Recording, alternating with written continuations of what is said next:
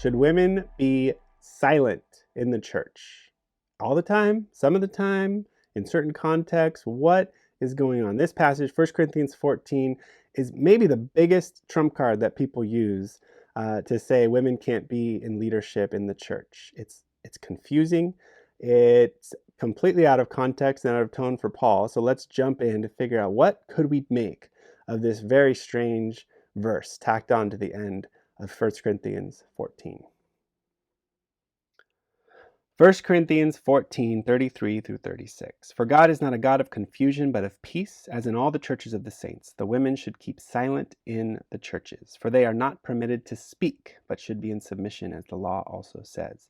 If there is anything they desire to learn, let them ask their husbands at home, for it is shameful for a woman to speak in church. Or was it from you that the word of God came? Or are you the only ones it has reached? So that's the ESV. I have the KJV next to it. We're going to look at that in a little bit. This is a really hard passage that feels almost like one of the trump cards that the complementarian side has to say, no, look, Paul's very clear. Women are not supposed to speak.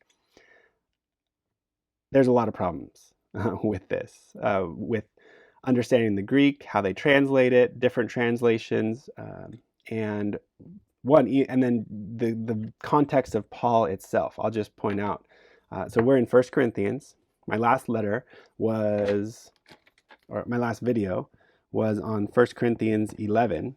And for all the confusion in that passage, it's very clear. Paul expects men and women to pray and prophesy in the church. And there's other parts of Paul's letters where women are clearly leading in some capacity in the church service. They're speaking out loud. They're singing. And I made the point with my 1 Corinthians 11 video that you could argue that the phrase pray and prophesy encompasses the entire church service, because prayer is everything we do when we focus toward God, and prophecy is everything we do when we focus toward people. That kind of covers it, right? But again, the context of the letter, 1 Corinthians 11, Paul absolutely assumes women are praying and prophesying out loud in the church service. So already we have a big question mark. What could Paul possibly be meaning here? Either he's a schizophrenic and he's completely shifted his ideas by just 3 chapters later, or he's saying something else. And I tend to believe Paul is brilliant and a master at writing these letters. And so I tend toward the opinion that there must be something else going on, because the context, clearly, he doesn't think that women should be silent in the churches, never able to speak, period. Okay, so we're going to get into that.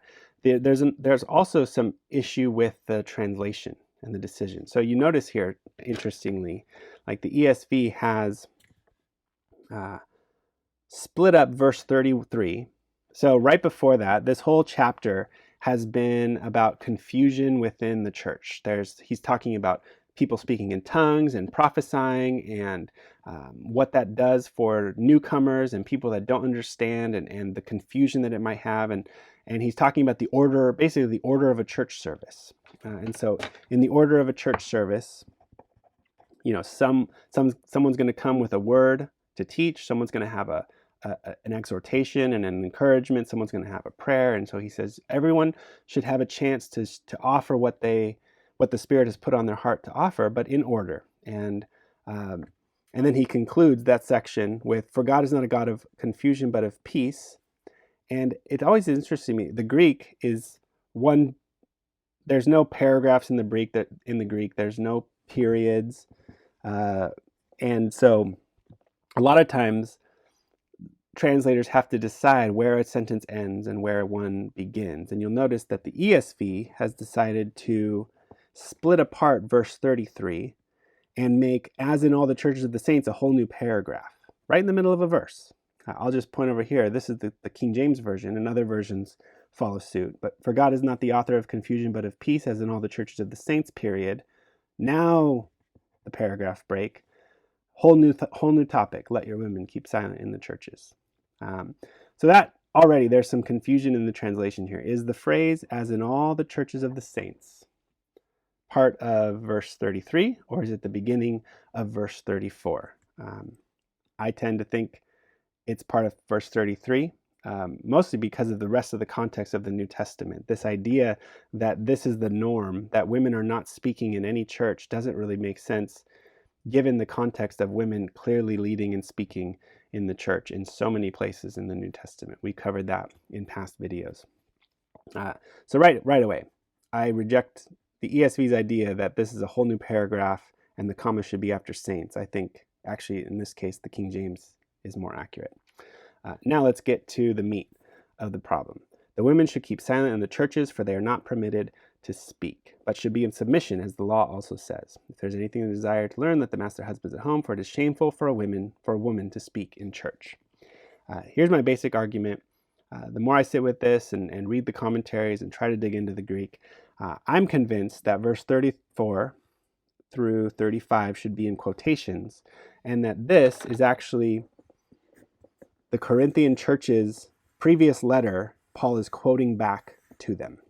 There's a couple reasons why I think that holds up. One, Corinthians in particular is a letter that has this happen all the time. This is probably the third letter of correspondence between Paul and the Corinthians. He's written a letter before. He references that, I think back in chapter 9.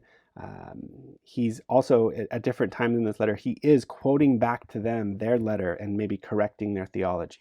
And sometimes scholars today actually argue when to make the quotations and when to not. It becomes actually kind of difficult to understand sometimes. And so two examples, for instance, in 1 Corinthians 6:13, and then another time in 8 verse 8. We'll go there right now just for time, but if you go there and you look at multiple English translations, you'll notice that the translators put the quotations in different spots. And so Paul is quoting back to them their letter without citing it, because they had the letter, they knew what they wrote, and so he's just in the course of writing the letter, he often does this in this particular letter to the Corinthians, where he writes what they already wrote and then he responds to it. That's one reason I think verse 34 through 35 should be in quotations. It's like he's quoting back to them their letter so that he can fix it.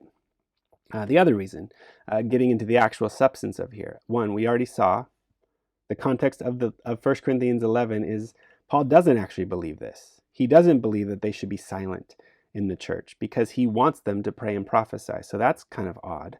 The other one that for me was the kicker that really convinced me is when Paul quotes supposedly that this is what the law also says. When Paul writes the word law, he means the Torah. He is a Pharisee, raised up as a rabbi. He's the Hebrew of Hebrews, as he says in the letter to the Philippians, that he knows his Bible front and back. He has it memorized. He knows everything. And here's the problem. This phrase right here, nowhere in the law is found, right? And so the idea that a Pharisee of Pharisees, a Hebrew of Hebrews, who had the entire Bible memorized would misquote the law is, it's hard to even imagine how that could be so. And so here, that for me was the clincher when I realized that this phrase right here, this idea that the women should keep silent, does not ever show up in the law. I have not seen. I'd love to hear your comments if there's a verse that I'm missing, but I can't find a single verse where anything like this is described in the Torah. And so the idea that Paul is quoting the law doesn't make sense at all. Now, the idea that the Corinthians had their law incorrect, that they didn't understand their Bible, totally makes sense. Most of these would have been Gentiles. Maybe they're only recently coming into the faith and they haven't read their whole Bible yet. I don't know. But if Paul is quoting back to them their bad theology, which in their bad theology quotes it as if it's law, makes a lot more sense. And so here, for me, Paul, in his own context and ministry, doesn't keep women silent. He would not be misquoting the law because he has it memorized. And then finally, there is this one little Greek conjunction right here. It's the word or. Let me read it in the King James. It's this word what with a question mark. This is, let me get a little nerdy here, but this is just one little letter in the Greek. It's written like that. You pronounce it A. And it is a logical disjunctive. It's a fancy term, but it's a logical disjunctive. A conjunctive would be something that combines two parts of a sentence together, the word and or but, right? A logical disjunctive, here's the definition. It marks an alternative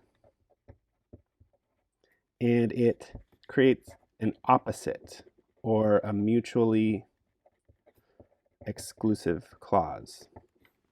So I was thinking in maybe not today's modern slang, but when I grew up, one of the slang that we would use a lot was we would just yell out "not," right? And so you would say something, and then you would just be like "not." I almost think that's kind of if Paul was writing in slang, that's what he would have said. But the KJV actually has it better. So the word "or," some translations just ignore it completely and just jump right over the "a." And they just start their sentence with, "Was it from you that the word of God came?" At least the ESV puts "or" in there. The KJV, what? So let me read it in the King James Version. Let your women keep silent in the churches, for it is not permitted unto them to speak, but they are commanded to be under obedience, as also saith the law. And if they will learn anything, let them ask their husbands at home, for it is a shame for women to speak in the church. What? Came the word of God out from you, or came it unto you only? And with this logical conjunctive, I'm going to close with this. I think Paul is quoting back to them their bad theology. They quote the law, he doesn't, and then he just brushes it aside without much of a thought. He says, what? Do you guys think you can just create the word of God? You're now quoting the law that's not the law. You're creating things whole cloth. Get rid of it. So this logical conjunctive, I think Paul is taking this and saying, get rid of that whole theology. It doesn't make any sense. Do you think you can just make up the word of God? What?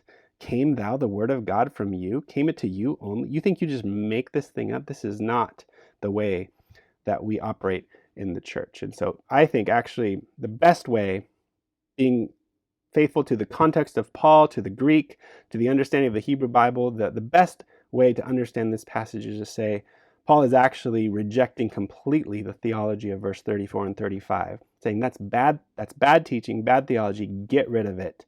You do not have the right to make up the word of God. This verse has nothing to say about women being silent in the church. If anything, it's saying the exact opposite.